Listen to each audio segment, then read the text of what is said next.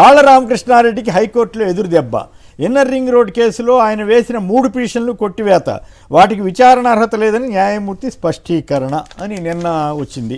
ఇవాళ inner ring road case మూసివేత, CID సమర్పించిన క్లోజర్ రిపోర్టుకు ఏసీబీ కోర్టు ఆమోదం, వైసీపీ నేత ఆళ్ల ప్రొటెస్ట్ పిటిషన్ కొట్టివేత, కేసు నుంచి చంద్రబాబు, లోకేష్, నారాయణ తదితరులకు విముక్తి. ఎలాంటి ఆధారాలు ఉన్నాయని చెప్పి కొన్ని వందల మంది సాక్ష్యాలు ఇచ్చినటువంటి సిఐడి వారే ఇప్పుడు ఎటువంటి ఆధారాలు లేవని కోర్టుకి ఇవ్వటం, కోర్టు వారు ఒప్పుకోవటం, పిటిషన్ ఇచ్చినటువంటి రామకృష్ణారెడ్డి గారు అయ్యో ఉన్నాయని మొత్తుకున్నా కూడా ఎవరు పట్టించుకోకపోవటం. సో ఇదొక్కటే కేసు కాదు, అనేక కేసుల్లో కూడా చంద్రబాబు గారు అనుసరిస్తున్న మిస్టేక్ ఆఫ్ ఫ్యాక్ట్స్ అనేటువంటి కొత్త ట్రెండ్ని తీసుకొచ్చి దేశవ్యాప్తంగా ఉన్న ముఖ్యమంత్రులకు కానీ అధికారంలో ఉన్న వాళ్ళకి కానీ ఆయన కొత్త ఐడియాస్ ఇస్తున్నారా? ఆయనకి ఐడియాస్ ఇచ్చే మరి న్యాయవాదులు జనార్దన్ రెడ్డి గారు లేదంటే పెద్ద న్యాయవాదులు ఇలాంటి సలహాలు ఇవ్వగలుగుతున్నారా? అసలు ఈ దేశం ఇలాంటి వాటిని ఫేస్ చేస్తే మరి నాకు డౌట్ వచ్చిందండి. జగన్ గారి మీద ఎవరో దారైపోయే వాళ్ళకే లెటర్ రాస్తేనే తీసుకున్న న్యాయ వ్యవస్థ ఇప్పుడు పిటిషన్ ఇచ్చిన ఆయనే నేను అన్ని ఆధారాలు ఉన్నాయని చెబుతుంటేనే 164 స్టేట్మెంట్లు ఉన్నాయి ఈ కేసు ఐఏఎస్లు ఇచ్చారు. రైట్. దీని మీద మీ మొత్తం విశ్లేషణ ఏమిటి రామకృష్ణారెడ్డి గారు? చాలా తమాషాగా ఉంది. ఒక ముఖ్యమంత్రి ఈ రకంగా తన మీద కేసులు తనే విత్డ్రా చేసుకునే సంచలనమైనటువంటి సన్నివేశం దేశానికే ఆదర్శం అనుకోవాలా? ఇది ప్రజాస్వామ్యానికి ఇది చీకటి రోజు అనుకోవాలా? ఏమంటారు మీరు? సార్, 2014-2019 మధ్య చంద్రబాబు నాయుడు గారు కేంద్రం అసలు ఆంధ్రప్రదేశ్కి ఉమ్మడి రాజధాని 10 సంవత్సరాలు హైదరాబాద్ ఉంటుంది. ఈ 10 సంవత్సరాల లోపల రాజధాని స్థలం ఎంపిక నుంచి నిర్మాణ బాధ్యత కూడా మాది అని చెప్పి చట్టం చేసినా కూడా ఆయన రాజధాని ఎంపిక విషయంలో, నిర్మాణ విషయంలో ఏమేం చేసుకొచ్చాడు అనేది ప్రజలందరికీ తెలిసిందేనండి. ఒకటి. రెండవది, 2014-19 మధ్య రాజధాని ప్రాంతంలో సుమారు 2000 నుంచి 2500 ఎకరాలు, సుమారు 2000 పైచీలకు దళిత సోదరుల భూములు, ఏమంటే 1977 POT act, provision of transfer act, assign ల్యాండ్స్ని ఆయన చట్టానికి విరుద్ధంగా, కేంద్ర ప్రభుత్వ చట్టానికి విరుద్ధంగా ఆయన తన బినామీ మనుషులతోటి కొనుక్కునేటట్లుగా చేసి తన బినామీలు కొనుక్కున్నటువంటి భూముల్ని సిఆర్డిఎఫ్ చుట్టుపక్కల ఉన్నటువంటి అధికారులు, అదేవిధంగా గుంటూరు జిల్లా కలెక్టర్ గారు, జాయింట్ కలెక్టర్ గారు, ఇక్కడ ఉన్నటువంటి రెవెన్యూ అధికారులు అందరితోటి, అదేవిధంగా సబ్ రిజిస్ట్రార్ ఆఫీసర్లతోటి, వీళ్ళందరితోటి కలిసి వాటికి రిజిస్ట్రేషన్లు చేయించుకొని మరి ఆ భూములు కొట్టేశాడు అనేది ఒక కేసుగా నేను ఆ రోజున పిటిషన్ ఇచ్చాను. అది ఇప్పుడు ప్రస్తుతం హైకోర్టులో విచారణ నడుస్తూ ఉందండి. మరి ఇప్పుడు ఈ విధమైనటువంటి తీర్పులు వస్తున్నటువంటి నేపథ్యంలో దళిత సోదరులకి భారతరత్న డాక్టర్ బిఆర్ అంబేద్కర్ గారు ప్రసాదించినటువంటి రాజ్యాంగపు హక్కు అయినటువంటి భూమిని కూడా లాక్కోవచ్చేమో అన్నట్టుగా తీర్పు వస్తుందేమోననే అనుమానం నాకు వ్యక్తిగతంగా పిటిషన్ దారుడుగా నాకు కలుగుతూ ఉంది. ఏమైనా కూడా ఎటువంటి తీర్పు గౌరవ హైకోర్టు వారు ఇచ్చినా కూడా దాన్ని సంతోషంగా స్వీకరిస్తాను అనేదాన్ని నేను తమ ద్వారా తెలియజేసుకుంటూ, రెండవ case inner ring road case. Inner ring road కేసులో సుమారు ఆ రోజుల్లో 100 కిలోమీటర్లతోటి 2500 కోట్ల రూపాయలు విలువ చేసేటటువంటి భూముల్ని చంద్రబాబు నాయుడు గారు, ఇప్పుడు మున్సిపల్ శాఖ మంత్రిగా ఉన్నటువంటి నారాయణ గారు, ఆ రోజుల్లో ఎగ్జిక్యూటివ్ డైరెక్టర్గా హెరిటేజ్కి ఉన్నటువంటి నారా లోకేష్ గారు, అదేవిధంగా లింగంనేని రమేష్ గారు, అంజనీ కుమార్ గారు, ఈ విధంగా ఒక 20 మంది వ్యక్తులు, అనేక కంపెనీలు కలిసి ఏ విధంగా ఆ భూముల్ని తమకు అనుకూలంగా మార్చుకున్నారు, తమ భూములు పక్కగా ఆ రోడ్డును తీసుకునేటట్టుగా అలైన్మెంట్లో మార్పులు చేసుకున్నారు. ఆ మార్పులు చేసుకునే క్రమంలో ఎంతమంది రైతుల్ని ఇబ్బంది పెట్టారు, ఎన్ని భూములు అక్రమంగా సంపాదించారు. లింగంనేని రమేష్ గారికే సుమారు 400-500 ఎకరాలు రిజిస్ట్రేషన్ డాక్యుమెంట్లు ఉన్నాయి సార్. అదేవిధంగా హెరిటేజ్ వారికి 18 ఎకరాలు, ఎకరం కేవలం 8 లక్షలకి. అదేవిధంగా పవన్ కళ్యాణ్ గారికి సుమారు 2.5 ఎకరాలు, ఎకరం 8 లక్షలకి లింగంనేని రమేష్ గారు ఏ విధంగా అమ్మారు. అదేవిధంగా నారాయణ గారికి అంజనీ కుమార్ ఆర్కే హౌసింగ్ అనే సంస్థకి మధ్య ఎటువంటి లావాదేవీలు జరిగినాయి. సుమారు మంత్రి నారాయణ గారు, ఆయన భార్య గారు కానివ్వండి, కుమార్తె, అల్లుడు, వీళ్ళందరూ కూడా 150 నుంచి 200 ఎకరాలు ఏ విధంగా నారాయణ గారు సంపాదించారు, ఇవన్నీ కూడా సాక్ష్యాధారాలు, పూర్తి సాక్ష్యాధారాలని ఆ రోజున నేను ఇచ్చినటువంటి కంప్లైంట్ని ఆధారంగా చేసుకుని సిఐడి పోలీసులు ఆ రోజున 15,000కి పైచిలుకు సుమారుగా సాక్ష్యాధారాలను సేకరించినటువంటి పత్రాలు ఒకవైపున పెట్టుకొని దగ్గర 150-200 మంది సాక్షుల్ని విచారించి ఆ సాక్షుల్లో కొంతమంది సిఆర్పిసి 161 స్టేట్మెంట్లు, అదేవిధంగా ఇంకా గొప్ప విషయం ఏంటి అని అంటే సిఆర్పిసి 164 స్టేట్మెంట్లు ఇచ్చారండి. అజయ్ జైన్ గారు ఐఏఎస్ గారు ఆ రోజున రెవెన్యూ ప్రిన్సిపల్ సెక్రటరీగా ఉన్నారు. అదేవిధంగా చెరుకూరి శ్రీధర్ గారు, ఈ విధంగా నాగులాపల్లి శ్రీకాంత్ గారు, ఈ విధంగా వీళ్ళందరూ కూడా 164 స్టేట్మెంట్లు గౌరవ మ్యాజిస్ట్రేట్ గారి ముందు ప్రతిజ్ఞ తీసుకొని మరి ఆయనకి ఉన్న వాస్తవాలు చెబుతూ వాళ్ళు ఇచ్చినటువంటి స్టేట్మెంట్లు.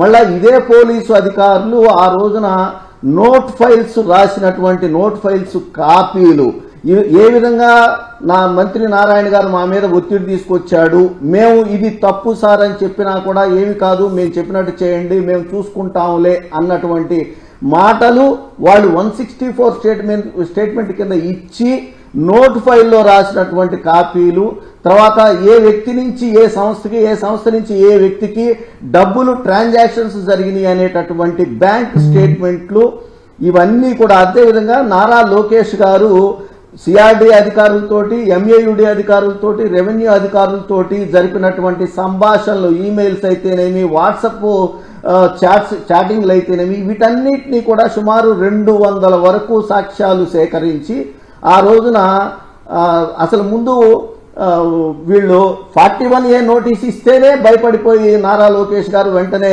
బెయిల్ తెచ్చుకున్నాడు, యాంటిసిపేటరీ బెయిల్.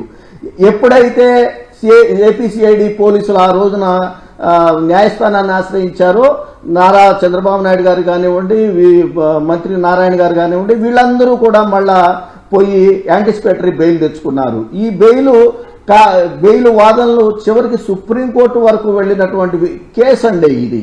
అంటే ఇన్ని సాక్ష్యాధారాలు, సుమారు 15,000కు పైగా కీలక సాక్ష్యాధారాలు, ఎంతో సమయాన్ని వెచ్చించి, ఎంతో వ్యయ ప్రయాసలు కోర్చి 2 సంవత్సరాల కాలంలో ఎఫ్ఐఆర్ పూర్తయిన తర్వాత ఛార్జీ షీటు వేసినటువంటి కేసులో ఈ రోజున అదే ఛార్జ్ షీటుని మేము కొట్టేస్తున్నాము అని చెప్పి గౌరవ ఏసీబీ న్యాయస్థానం తీర్పు ఇవ్వటము, దానికి ఈనాడు పేపర్ కానివ్వండి, ఆంధ్రజ్యోతి కానివ్వండి, ఆర్కేకి ఎదురు దెబ్బనో లేదంటే చుక్కెదురో అని ఇవ్వటం అని అంటే వాస్తవాలను దాచిపెడుతూ తనకు అనుకూల మీడియాతోటి, సోషల్ మీడియాతోటి చంద్రబాబు నాయుడు గారు వాస్తవాలను తెలియనీయకుండా బయటికి తీసుకురావటము, ఇలా చేయటము, ఇవన్నీ కూడా. అదేవిధంగా సార్ ఒక్కటి అడుగుతానండి నేను, గౌరవ న్యాయమూర్తి గారు నిన్న ఇచ్చినటువంటి తీర్పు ఎంత ప్రమాదకరమైన తీర్పో, ఇవాళ న్యాయమూర్తులుగా పనిచేస్తున్నటువంటి వారు, న్యాయవాదులు, ఆలోచన చేయగలిగినటువంటి ప్రజలందరూ ఒకటి ఆలోచించాలండి. ఒక కేసులో ఛార్జ్ షీటు వేసిన తర్వాత ఆ ఛార్జ్ షీటు మేము తప్పుగా వేశాము, ఇది కొట్టేయండి అని చెప్పేసి అదే ఐఓ గారు మళ్ళా వెళ్ళినప్పుడు న్యాయమూర్తి గారు ఏం చేసి ఉండాల్సింది అనేది నేను వ్యక్తిగతంగా భావిస్తా ఉన్నాను అని అంటే, రైట్ అంటే మీకు వేసే హక్కు ఉంది, మీరు వేయొచ్చు చట్టం ప్రకారం, కానీ అది వేసినప్పుడు ముందు వేసినటువంటి ఛార్జ్ షీట్లో ఏం పొందుపరిచారు, ఇప్పుడు రిఫర్డ్ ఛార్జ్ షీట్ వేసినటువంటి దాంట్లో ఏమి మీరు అంశాలు పేర్కొన్నారు అనే దాన్ని టాలీ చేసుకొని అది ఎక్కడ పొరపాటు జరిగింది, ఎక్కడ తప్పు జరిగింది అనే దాన్ని ఆయన విశ్లేషించుకొని చేసి ఉంటే బాగుంటుందని చెప్పేసి నేను వ్యక్తిగతంగా భావించానండి. మరి ఇక్కడ ఇంకోటి కూడా గమనించాలండి, చంద్రబాబు నాయుడు గారు హోంశాఖలో లా అండ్ ఆర్డర్ని ఆయన నిర్వర్తిస్తున్నారు ఆ పోర్టుపోలియోని అనేది చాలా మందికి తెలియదండి. లా అండ్ ఆర్డర్ అందరూ ఏమనుకుంటున్నారు, హోంమంత్రి అనగానే సోదరి అనిత గారు అని అనుకుంటున్నారు. ఎస్, సోదరి అనిత గారే, కానీ ఆమెకున్నటువంటి ఆ శాఖలో ఏమేమి ఆమె నిర్వహిస్తారు అని అంటే ఎస్పీ స్థాయి కిందకు ఉన్నటువంటి వాళ్ళ యొక్క విధులు మాత్రమే ఆమె పర్యవేక్షిస్తారు. ఎస్పీ నుంచి డీజీపీ స్థాయి వరకు ఉన్నటువంటి ఐపీఎస్ అధికారుల యొక్క పనితీరు కానివ్వండి, వాళ్ళు చేయాల్సినటువంటి విధులు కానివ్వండి, వాళ్ళకి ఇవ్వాల్సినటువంటి నిధులు కానివ్వండి, వాళ్ళ ట్రాన్స్ఫర్లు కానివ్వండి, వాళ్ళ ప్రమోషన్లు కానివ్వండి, ఇవన్నీ కూడా జీవోఆర్టీ నెంబర్ 726 ద్వారా చంద్రబాబు నాయుడు గారు పనిచేస్తా ఉన్నారు.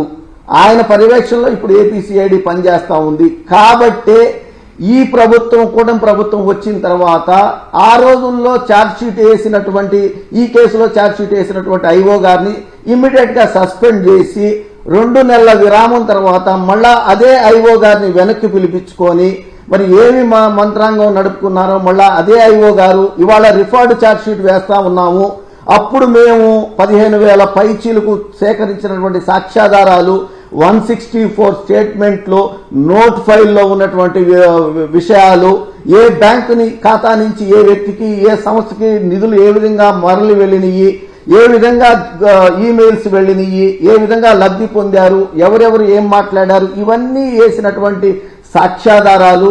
అదేవిధంగా 2 సంవత్సరాలు కష్టపడి పోలీసు వారు సేకరించినటువంటి సాక్ష్యాధారాల సమయం కానివ్వండి, వ్యయం కానివ్వండి, ఇవన్నీ కూడా అసలు ఖాతరు చేయకుండా ఇవాళ ఈ తీర్పు వస్తే నేను మీ ద్వారా అందరినీ కోరుకునేది ఒకటేనండి. రేపొద్దున ఏదన్నా ఒక వ్యక్తి 302 కానివ్వండి, 307 ఐపీసీ కానివ్వండి, ఎవరన్నా అనుకోకుండా ఒక క్రైమ్ చేస్తే ఆ క్రైమ్ జరిగిన తర్వాత ప్రభుత్వం మారి ఆ వ్యక్తికి అనుకూలమైనటువంటి ప్రభుత్వం ఏదన్నా వస్తే ఆ ప్రభుత్వము అదే పోలీసులు ఛార్జ్షీట్ ఆ వ్యక్తి మీద ఛార్జ్షీట్ వేసినటువంటి పోలీసుల మీద ఒత్తిడి తీసుకొని వచ్చో లేదా ఒక మాట చెప్పి ఆయన 302 చేయలేదు, ఆయన 307 చేయలేదు, ఎటువంటి సాక్ష్యాధారాలు మీరు గతంలో పెట్టినా అవన్నీ తీసేయండి, మేము పొరపాటు చేశామని చెప్పి పోలీసుల ద్వారా మళ్ళా మిస్టేక్ ఆఫ్ ఫ్యాక్ట్ కింద గౌరవ న్యాయస్థానాలకు వెళితే వాళ్ళు ఇదే కేసులాని తీసుకొని ఇవాళ వచ్చినటువంటి నా కేసు విషయంలో తీర్పు వచ్చినటువంటి కేసులాని తీసుకొని సార్ పోయినసారి ఇలానే కేసు తీర్పు వచ్చింది సార్, ఇది కూడా అదే సార్, కొట్టేయండి సార్ అని అంటే కొట్టేయరన్న గ్యారంటీ ఏమిటి అని చెప్పేసి నేను అడుగుతా ఉన్నానండి. ఇంత దారుణంగా ఇవాళ తీర్పులు వస్తూ ఉంటే మరి వాటిని స్వాగతించక తప్పదండి, దాంట్లో అనుమానం ఏం లేదు. రామకృష్ణారెడ్డి గారు మీరు స్వాగతించాల్సిన అవసరం ఏం లేదు. గౌరవ న్యాయమూర్తులకి ఉద్దేశాలు ఆపాదించకుండా మనం ఆ తీర్పు మీద విశ్లేషించుకోవచ్చు, చర్చించుకోవచ్చు. అది కొన్నిసార్లు సుప్రీంకోర్టు తీర్పునే రాజకీయ పార్టీలు తీవ్ర స్థాయిలో విమర్శించిన సందర్భాలు కూడా ఉన్నాయి. కాబట్టి మీరు అడుగుతున్నవి నాకు అనిపిస్తున్నది ఏంటంటే హేతుబద్ధమైన ప్రశ్నలు. ఇది అవినీతి కేసు సంబంధించి అవినీతి ఉందా లేదా అనేది విచారించిన తర్వాత కొట్టేస్తే అది వేరే విషయం. అసలు విచారించక ముందే ఇట్లాంటి తీర్పులు వస్తే ఈ సమాజానికి మంచిదా కాదా, ప్రజాస్వామ్య వ్యవస్థకి ఇది మంచిదా కాదా అన్నది కూడా ఆలోచించుకోవాలి కదా. Sir exactly sir. కాకపోతే ఏమవుతుందో ఒకసారి గమనించండి సార్. అసలు ఏమి అనకపోయినా ఏమి చేయకపోయినా పాత కక్షలను మనసులో పెట్టుకొని ఈ రోజున రెడ్ బుక్ రాజ్యాంగం నడిపిస్తున్నటువంటి ఈ ప్రభుత్వ సమయంలో అసలు నోటీస్ ఇవ్వాలి, 41A నోటీస్ ఇవ్వాలనే ఇంకిత జ్ఞానాన్ని కూడా మరిచి 7 ఏళ్ల శిక్ష లోపల ఉన్నటువంటి క్రైములకి స్టేషన్ బెయిల్ ఇవ్వాలన్న సుప్రీంకోర్టు గైడ్ లైన్స్ ని ఆదేశాలని బేఖాతరు చేస్తూ ఇవాళ పోలీసు రిమాండ్లోనే చిత్రహింసలు గురి చేస్తున్నటువంటి పోలీసు రెడ్ బుక్ రాజ్యాంగం నడిపిస్తున్నటువంటి ఈ రోజుల్లో పొరపాటున ఒక నోరు ఏదన్నా జారినా కూడా ఆ వ్యక్తి మీద కంటెంప్ట్ ఆఫ్ కోర్టుకు వెళ్తున్నటువంటి తరుణంలో ఇంత కీలక సాక్ష్యాధారాలతోటి పోలీసులు వేసినటువంటి ఛార్జ్ షీటుని అదే ఛార్జ్ షీట్ ని మళ్ళా తప్పని వేసినటువంటి సమయంలో ఎక్కడ నోరు జారినా కూడా అయ్యా నీ మీదే కేసు పెడతామేమో అనేటటువంటి పరిస్థితులు. ఇంకోటి ఏంటంటే సార్, మొన్న ఒక న్యాయమూర్తి గారు కోర్టులో వాళ్ళ వాదనలు ఎలా వినిపిస్తుంటే వింటా ఉన్నారు అని అంటే ఆర్కేకి అసలు లోకస్ స్టాండ్ ఎక్కడండి ఏంటండి అని చెప్పి అడుగుతా ఉన్నారంటే ఎంత బాధేసిందంటే అండి, అసలు క్రిమినల్ లాలో లోకస్ స్టాండ్ పదం ఎక్కడన్నా ఉందేమోనని ఈ భారతదేశంలో ఏ ఒక్క న్యాయవాదిని కానీ న్యాయమూర్తిని కానీ నాకు చూపించమనంటే నేను దండం పెట్టి పక్క వెళ్ళిపోతాను సార్. అసలు లోకస్ స్టాండ్ అనే పదమే క్రిమినల్ లాలో లేనప్పుడు ఇతనికి లోకస్ స్టాండ్ ఏంటి? ఇతని కేసుకి ఫిర్యాదుదారుడైనా డిఫాక్టో కంప్లైనెంట్ అయినా నేను కోర్టు మెట్లెక్కితే ఇతనికి అర్హత ఎక్కడుందని చెప్పేసి వాదిస్తుంటే గమ్మును కూర్చున్నటువంటి న్యాయమూర్తులు ఉన్నప్పుడు సార్ పాకిస్తాన్ పక్కనే ఉన్నటువంటి దేశంలో మాజీ ప్రధాని ఇమ్రాన్ ఖాన్ గారికి ఇవాళ జైల్లో ఉన్నాడండి, జైలు శిక్షలు వేసినాయండి. ఏమండి, మన దేశంలో సంగతి పక్కన పెట్టిన అలాంటి దేశంలో కూడా ఇవాళ మాజీ ప్రధానమంత్రులు న్యాయస్థానాల ముందుకు వెళ్లి జైలు శిక్షలు అనుభవిస్తుంటే ఇంత దారుణంగా వ్యవస్థలు మేనేజ్ చేస్తున్నటువంటి చంద్రబాబు నాయుడు గారు ఇవాళ కోర్టు మెట్లెక్కడానికి నాలాంటి వాళ్లే వ్యయ ప్రయాసాలకి భయపడుతూ కోర్టు ఎటువంటి వ్యాఖ్యలు చేస్తుందోననే భయాలతోటి కోట్లాది రూపాయలు వెచ్చిస్తూ న్యాయవాదుల కోసం చంద్రబాబు నాయుడు గారు ఢిల్లీ నుంచి ట్రయల్ కోర్టు వరకు నడిపిస్తూ తీసుకొస్తున్నటువంటి తరుణంలో సామాన్యుడు ఏ విధంగా అన్యాయం జరిగితే కోర్టు మెట్లెక్కగలుగుతాడో అనేది ఇవాళ ప్రతి ఒక్కరూ ఆలోచించుకోవాల్సినటువంటి సమయం సార్. ఇంత క్లియర్ గా ఈ కేసు ఉన్నప్పటికీ కూడా నా కేసును ట్రయల్ కోర్టులో తీసేశారు అని అంటే ఎటువంటిది లేకుండా సార్ ఒక్క మాట చెప్తాను సార్. ఇవాళ చాలా మందికి తెలియంది ఏంటి అని అంటే అసలు పోలీసు వారు ట్రయల్ కోర్టు ఏసీబీ కోర్టులో వేసినటువంటిది కన్సిడరేషన్కి వేశారండి. ఆయన గౌరవ న్యాయమూర్తి గారు నిన్న డాకెట్ ఆర్డర్లో రాశారు, వాళ్ళు వేసినటువంటి మిస్టేక్ ఆఫ్ ఫ్యాక్ట్ ని కన్సిడర్ చేస్తా ఉన్నాను అని చెప్పి రాస్తూ నా కంటెస్ట్ ఆఫ్ ప్రొటెక్షన్ ని నేను డిస్మిస్ చేస్తా ఉన్నాను అని చెప్పి కూడా రాశారండి. ఎంత అన్యాయం సార్. సార్ నేను పోలీసు వారు ఇవాళ రిఫర్డ్ ఛార్జ్ షీట్ ని మిస్టేక్ ఆఫ్ యాక్ట్ కింద కొట్టేయమండి అని చెప్పి వాళ్ళు వేసినటువంటి కన్సిడరేషన్ కి మేము ఆర్గ్యుమెంట్లు వినిపించాడు మా న్యాయవాది జడా శ్రవణ్ కుమార్ గారు తప్ప మేమెక్కడా ప్రొటెస్ట్ పిటిషన్ వేయలేదండి. ఫర్ యువర్ కైండ్ ఇన్ఫర్మేషన్, అదేవిధంగా ప్రజలందరినీ తెలుసుకోమనేది ప్రొటెస్ట్ ఆఫ్ పిటిషన్ కి అసలు సపరేట్ ఫార్మాట్ ఉంటుందండి కోర్టులో. ఆ ఫార్మాట్ లో మేము వెళ్ళలేదండి. ఫార్మాట్ లో వెళ్ళకపోయినా కూడా ఒక అడుగు ముందుకేసి ఇవాళ ప్రొటెస్ట్ ఆఫ్ పిటిషన్ మేము కొట్టేస్తున్నామని అన్నారు న్యాయమూర్తి గారు అని అంటే నాకు అసలు మైండ్ పోయిందండి. నేను ఇప్పుడు చెప్పిన దాన్ని ఏ న్యాయవాదికైనా అర్థమైపోద్ది.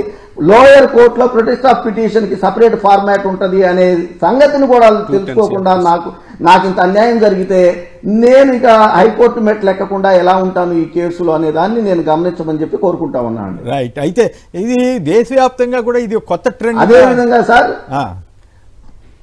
చెప్పండి సార్. అదే అంటే దేశంలో ఒక్క నిమిషం, మీరు ఎట్లా ఆగారు కాబట్టి దేశంలో ఎక్కడైనా ఏ చీఫ్ మినిస్టర్స్ అయినా ఇట్లాంటి ప్రొసీజర్స్ ద్వారా తమ కేసులు తామే విత్డ్రా చేసుకున్న సందర్భాలు ఉన్నాయా? తెలంగాణ ఉదాహరణ ఏసీబీ కేసు, తెలంగాణలో ఉదాహరణ ఓటుకు నోటు కేసు రేవంత్ రెడ్డి గారు కొట్టేసేయలేదు కదా ఇంతవరకు. విత్డ్రా చేసే ఏసీబీ తోటే మళ్ళీ విత్డ్రా చేయించలేదు.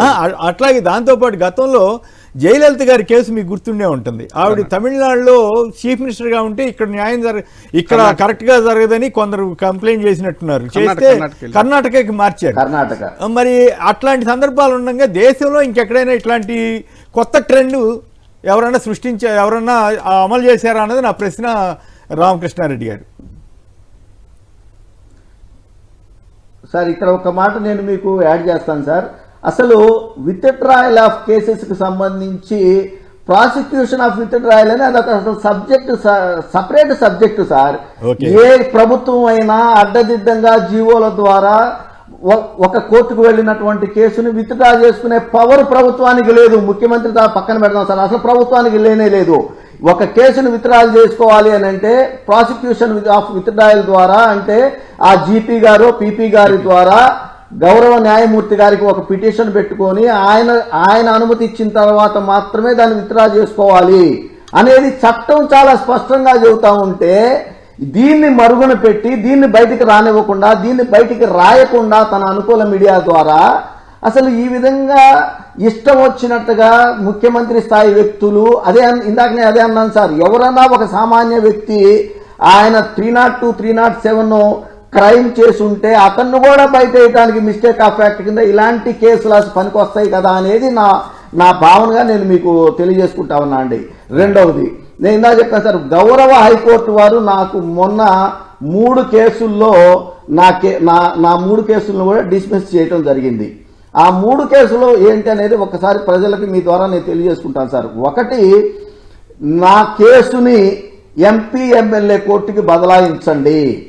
ఇప్పుడు విచారిస్తున్నటువంటి ఏసీబీ కోర్టు దీన్ని విచారణ చేయకూడదు.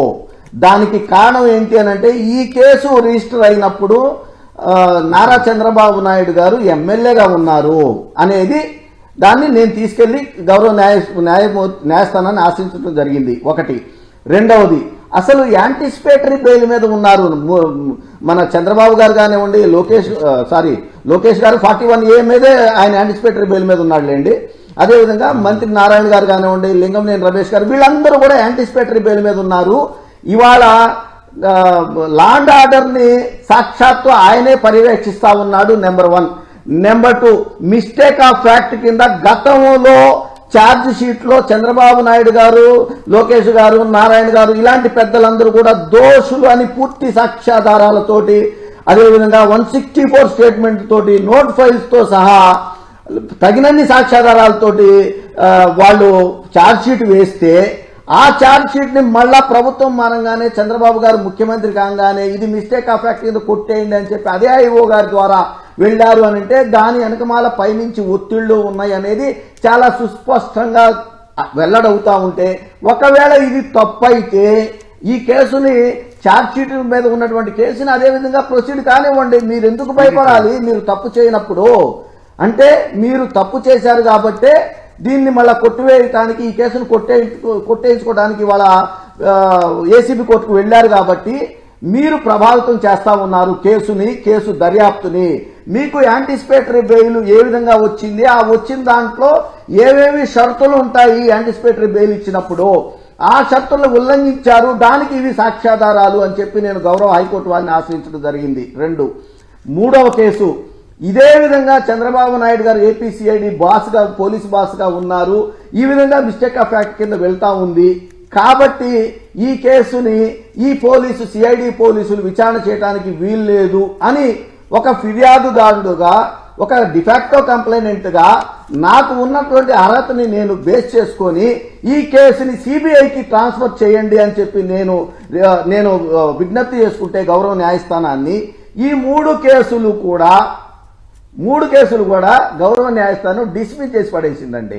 ఇప్పుడు ఇందాక మీరే అన్నారు, సమయానికి అందరికీ గుర్తు చేశారు ప్రజలందరికీ, జయలలిత గారు ముఖ్యమంత్రిగా ఉన్నప్పుడు ఆమె ఇక్కడ ఈ కేసు ఇక్కడ మెడ్రాస్ హైకోర్టులో నడిస్తే న్యాయం దక్కదేమోనని చెప్పేసి అప్పుడున్నటువంటి కంప్లైంట్ న్యాయస్థానాన్ని ఆశ్రయిస్తే దాన్ని కర్ణాటక బదిలీ చేయండి అని, వేరే రాష్ట్రం దేనికైనా బదిలీ చేయండి అని అడిగితే వాళ్ళు కర్ణాటకకి బదిలీ చేసినటువంటి గొప్ప న్యాయమూర్తులు ఉన్నటువంటి న్యాయస్థానంలో తీర్పులు ఆ రోజున మద్రాసులో వస్తే, ఇవాళ ఇన్ని సాక్ష్యాధారాలతో ఉన్నటువంటి కేసుని యాజ్ ఏ కంప్లైనెంట్ గా నేను ఆశ్రయిస్తే అసలు నీకు విచారణకి అర్హతే లేదు అని చెప్పేసి గౌరవ న్యాయమూర్తి గారు తీర్పులు ఇస్తూ అడ్డంగా నా కేసులు కొట్టేసేస్తే దానికి ఈనాడు లేదా ఆంధ్రజ్యోతి వాళ్ళు ఆళ్ల రామకృష్ణారెడ్డికి చొక్కెదురు ఏమంటే చుక్కలు ఎన్ని ఎదురు వచ్చినా కూడా ఏమంటే ఇది ఆ చుక్కల మాటలో ఉన్నటువంటి చంద్రబాబు నాయుడు గారిని కాపాడుకోవడానికి మీరు చేసే ప్రయత్నాలు ఎన్ని చేసిన పోలీసులు కానివ్వండి, వ్యవస్థలను మేనేజ్ చేస్తున్నటువంటి చంద్రబాబు నాయుడు గారు కానివ్వండి,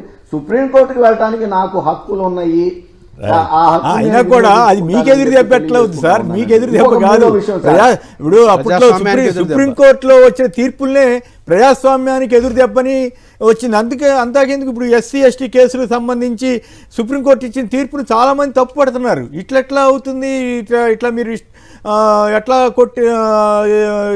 తీర్పులు ఇస్తారని చెప్పి డైరెక్ట్గా సుప్రీంకోర్టునే ప్రశ్నిస్తూ అనేక మంది, ఇప్పుడు జడా శ్రావణ్ గారు వీళ్ళందరూ ఓపెన్గానే స్టేట్మెంట్లు ఇస్తున్నారు, వీడియోలు కూడా చేస్తున్నారు. కాబట్టి మీకేమీ ఎదురు దెబ్బ కాదు, మీరు అన్ని సాక్ష్యాధారాలతో చేశారు. దాన్ని తప్పులుంటే విచారణ చేసి కోర్టు వారు లేదు అసలేం జరగలేదని మేము నిర్ధారించుకున్నామంటే ఓకే. కానీ అసలు అది ఏమి జరగకముందే విత్డ్రా చేసుకుంటున్నారంటే అది మీకు కాదు ఎదురు దెబ్బ, ప్రజాస్వామ్యానికే ఎదురు దెబ్బేమో నాకు అనిపిస్తా ఉంది. If I'm not wrong. Sir ఒక బ్రేక్ కూడా చెప్తాను సార్. ఇంకొక మాట సార్, చెప్పండి సార్. నేను గౌరవ హైకోర్టులో నా వాదనలు మా అడ్వకేట్ గారు శ్రవణ్ కుమార్ గారు వినిపించేటప్పుడు ఆయన చంద్రబాబు నాయుడు గారి వైపు నుంచి, స్టేట్ వైపు నుంచి కోట్లాది రూపాయలు నిమిషానికి తీసుకునేటటువంటి ఒక ముకుల్ రోహిత్కి అనే పెద్ద ఆయన్ని తెచ్చుకున్నారు. సరే, ఆయన ఇష్టం తెచ్చుకున్నారు. ఆయన చేసినటువంటి ఆర్గ్యుమెంట్లు 2 అండి. ఆ రోజున ఆ కోర్టు హాల్లో ఉన్నటువంటి న్యాయవాదులు అందరికీ తెలుసు ఇది.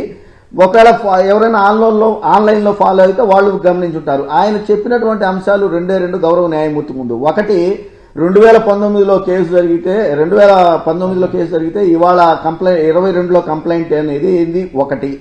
రెండవది అసలు ఇతనికి విచారణ అర్హతే లేదు అనేది రెండవదండి. సార్ అసలు ఎంత సిల్లీ ఈ రెండు వాదనలు బేస్ చేసుకొని ఇవాళ తీర్పులు వచ్చినాయి అని అంటే అసలు ఆశ్చర్యపోవడం నా వంతైందనేది, ఏమి జరిగి ఉంటుంది అనే దాన్ని ప్రజలకే ఊహకే నేను వదిలేస్తా ఉన్నాను అనే దాన్ని మీ ద్వారా తెలియజేసుకుంటూ, నాకు అసలు ఇలాంటి రెండు కేసులు ఇంత పకడ్బందీగా జరిగిన తర్వాత ఎవరన్నా సామాన్యుడు రేపొద్దున కోర్టు మెట్లు ఎక్కడానికి ఎవరన్నా ఇలాంటి ప్రభుత్వం ఉన్నప్పుడు ఎవరన్నా సాహసం చేస్తారా సార్ చెప్పండి.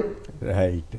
ఇంకోటి నేనేమంటానంటే సార్, అసలు ఒక 10వ తరగతి కానివ్వండి, ఇంటర్మీడియట్ కానివ్వండి, ఖచ్చితంగా బేసిక్ లాస్ ఏవైతే ఇవాళ బిఎన్ఎస్ఎస్ కానివ్వండి లేదా సిఆర్పిసి ఐపీసీలో ఉన్నటువంటి బేసిక్ లాలు ఒక పాఠంగా చెప్పాల్సినటువంటి అవసరం ఖచ్చితంగా విద్యార్థులు కానివ్వండి ఈ ప్రజలకి తెలియాల్సినటువంటి అవసరం ఉందని చెప్పి నేను భావిస్తా ఉన్నానండి. రైట్, చూద్దాం మరి ఏం జరుగుద్దో. ఇక